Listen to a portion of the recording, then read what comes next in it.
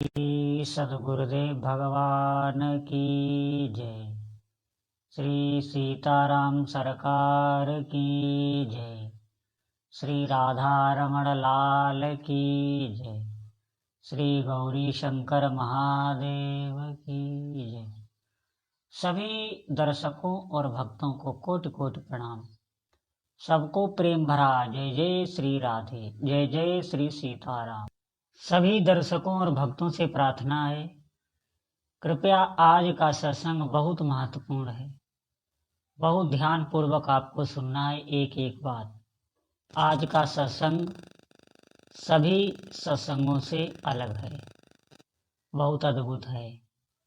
आप ये सुनेंगे, निश्चित मानिए आपको भगवान मार्ग में चलने, शरणागति के मार्ग में चलने, साधनाएं करने का साहस बढ़ेगा। आप निश्चित मानिए आप मार्ग पे चलेंगे तो सफलता निश्चित ही मिलेगी। आप बिल्कुल निर्भीक रहें, पूरा सुने। इस सत्संग से आपको लाभ होने वाला है, बहुत ध्यान पूर्वक सुने।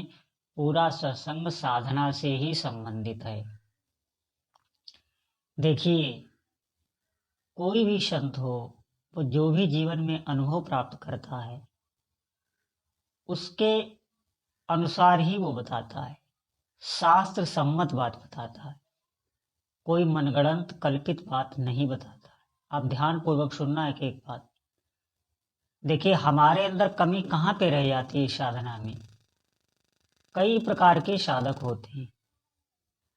कुछ साधक ऐसे होते हैं जो संसारिक कार्यों में निपुणता आ जाए, हमारे संसारिक कार्य बन जाएं, संसारिक कामनाओं को लेकर ही साधना में उतरते हैं।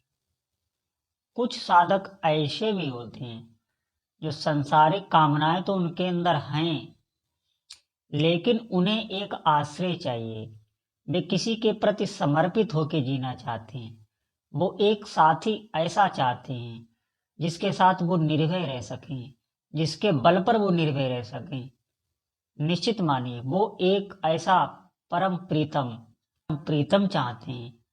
कामनाएं भी हैं, वासनाएं भी हैं, लेकिन उसके साथ भी वो एक प्रीतम को चाहते हैं। कुछ साधक ऐसे होते हैं।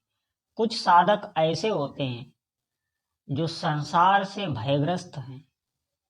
संसार में जन्म मरण दुख ये देखकर उनका मन व्याकुल हो जाता है। कोई आश्रय तो है नहीं, कोई साथी तो यहाँ है नहीं जो आपके दुखों को बांट सके।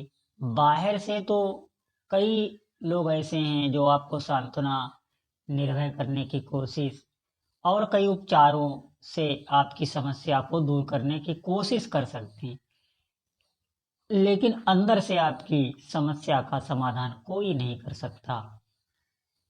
कुछ साधक ऐसे होते हैं जो संसार से भयग्रस्त होकर इस अध्यात्म मार्ग में, सनातन मार्ग में, भगवान के मार्ग में आते हैं। कुछ साधक ऐसे होते हैं जो केवल कामनाओं की पूर्ति के लिए आते हैं। मेरा ऐसा काम हो जाए, वो कैसे भी हो, कोई भी इष्ट देवता हो, कोई भी भगवान हो, उनका काम हो जाए, बस उन्हें अपना काम बनाना है, इसलिए वो साधना जोर से करते हैं। कामनाएं जिनकी होती हैं वो भी साधनाएं बहुत कठोर करते हैं, ध्यान रखना आप। देखिए ना, हमारे पुराणों में राक्षसों ने बहुत साधनाएं कठोर कठोर की और ऐसे वरदान मांगे जिससे फिर उन्होंने अधर्म को बढ़ावा दिया, फिर उनका भगवान को वध करना पड़ा। बहुत कठोर साधना करते थे राक्षस। तो ऐसा भी नहीं है कि कठोर साधना कर रहा है तो वो भगवान को पाने के लिए ही कर रहा है। अब आप ध्यान देना, एक साधक ऐसे होते हैं जिनके अंदर भजन करके भगवान को पाने की इच्छा जागृत हो जाती, व्याकुलता जागृत हो जाती। ये साधक विशेष कृपा पात्र होते हैं और आप भी हो सकते हैं, ऐसा नहीं है।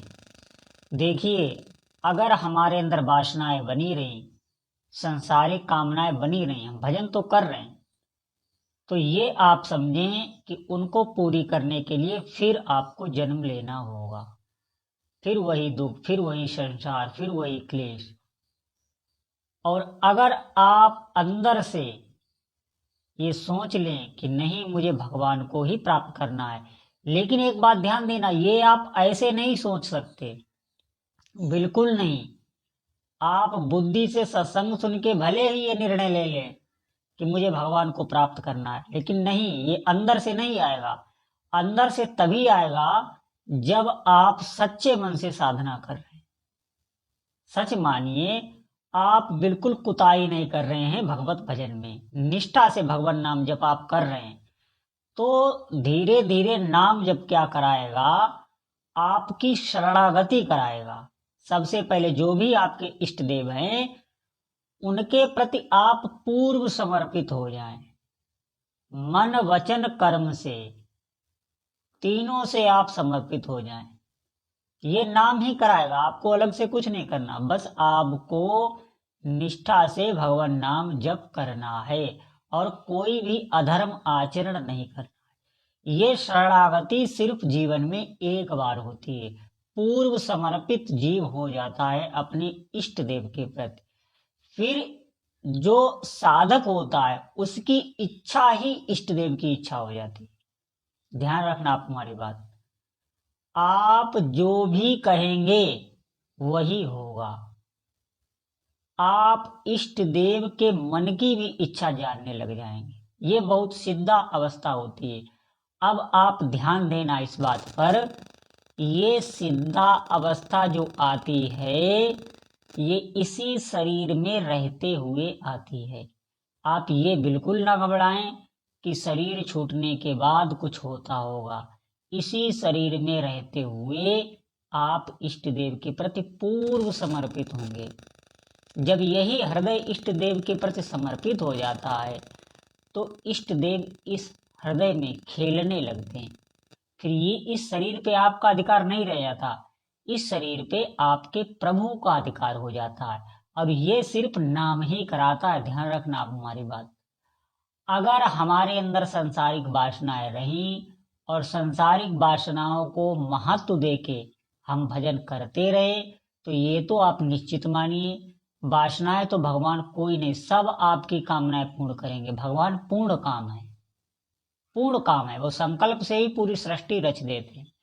आपकी सभी कामनाएं वो पूर्ण करेंगे, लेकिन आपको भगवत प्राप्ति में फिर विलंब हो जाएगा। ये होता है। और यही आप अगर अंदर से दृढ़ निश्चय कर लें कि मुझे केवल प्रभु को ही प्राप्त करना है, ऐसे उपासक बहुत कम होते हैं जो भगवान को प्राप्त करने के लिए कठोर साधना करें। अगर मैं एक बात कह रहा हूं, ध्यान देना इस बात पर, अगर आप भगवत प्राप्ति के लिए साधना करते हैं तो देखना साधना में शिथिलता आने लगती है। और अगर आप कामना पूर्ति के लिए साधना करते हैं तो कठोर साधना करते हैं। ये इससे आप अनुमान लगा लीजिए कि अभी हमारे अंदर भगवान को प्राप्त करने की इच्छा नहीं है। ये नहीं तो वैसी ही कठोर साधना हो जैसी हम कामना पूर्ति कराने के लिए कठोर साधना करते हैं। आप समझ लिए इस बात पर। अभी आप पर कह दिया जाए कि आप भगवान के प्रेम को प्राप्त करने के लिए नाम जप कीजिए, तो देखना आपकी साधना शिथिल होने लगेगी, अपने हाथ ही शिथिल होने लगेगी। क्यों? क्योंकि अभी वो इच्छा ही नहीं आती, और ये इच्छा भी नाम से ही आती। आप संयम से नाम जप कीजिए, आप जो भी अधर्म आचरण है उनको ना करिए। अधर्म आचरण कोई ऐसा पापाचरण ना कीजिए जिसे शास्त्र मना कर रहा है, वो सब आप जानते ही हैं। ऐसा कोई भी नहीं है जो ये न जानता हो पाप क्या है पुण्य क्या है। और आप नाम जप कीजिए, सच मानिए आप जीवन मरण से मुक्त हो जाएंगे। इस काल से आप ग्रसित नहीं होंगे, कालातीत होंगे। कोई भी प्रारब्ध कितना भी बड़ा क्यों ना आ जाए, वो आपको प्रभावित नहीं कर सकता। क्यों? क्योंकि जब भगवान को पाने की इच्छा से भजन किया जाता है तो भजन बहुत जल्दी जागृत हो जाता है, बहुत जल्दी नाम आपका जागृत हो जाएगा। क्यों? क्योंकि आपकी भावना बहुत पवित्र है। ध्यान रखना सभी साधकों मेरी बात, अगर आपको नाम या मंत्र बहुत जल्दी सिद्ध करना है तो आपको भगवत प्राप्ति, भगवान को, अपने इष्ट देव को, जो भी आपके इष्ट देव हो उनको पाने की इच्छा से भजन करना है। उनमें हमारा प्रेम बढ़े, आपको और कुछ नहीं सोचना। मैं सच बता रहा हूं, संसार के जितने भी पदार्थ हैं वो अपने हाथ ब्याज में मिलते हैं।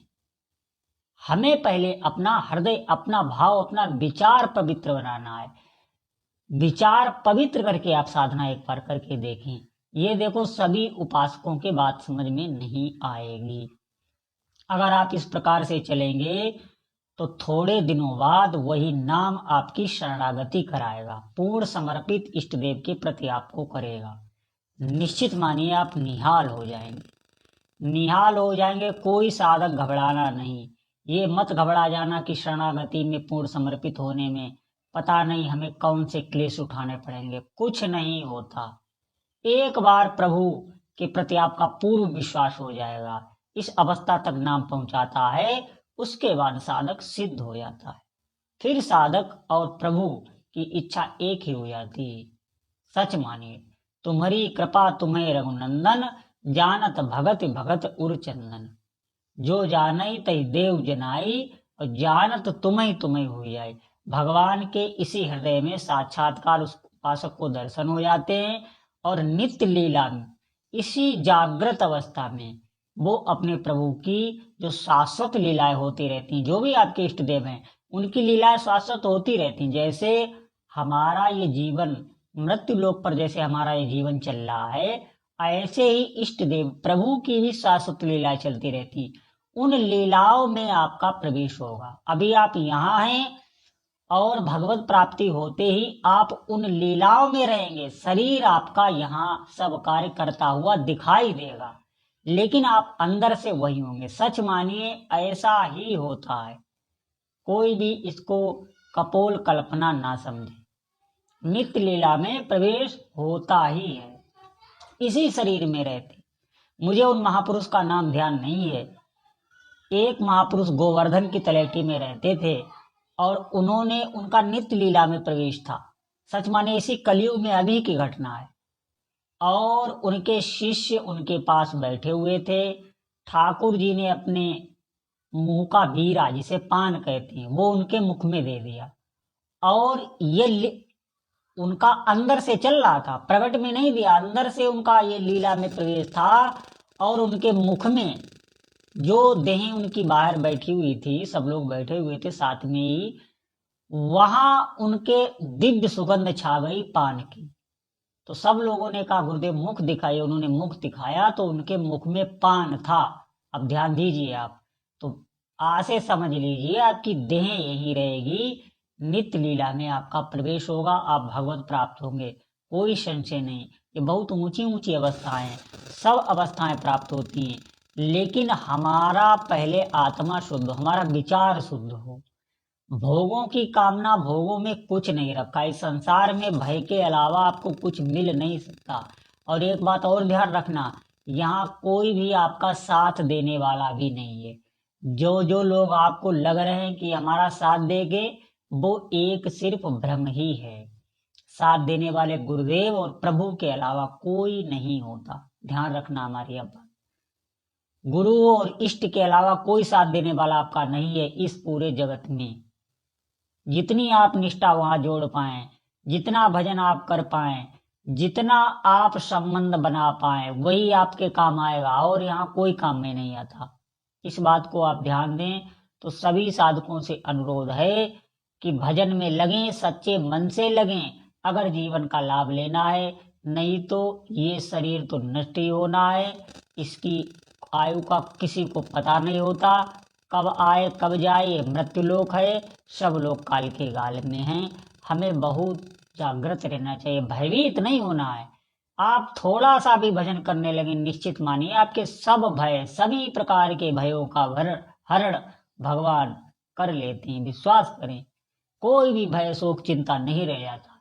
इसीलिए तो भजन किया जाता है। तो आप भजन करें, सभी कार्य करते हुए भी भजन कर सकते हैं। बार बार मेरा कहना यही है, सभी कार्य कोई नहीं छोड़ना, कर्तव्य कर्म सब करते हुए भी भजन आप कर सकते हैं। बोलो जय जय श्री सीताराम।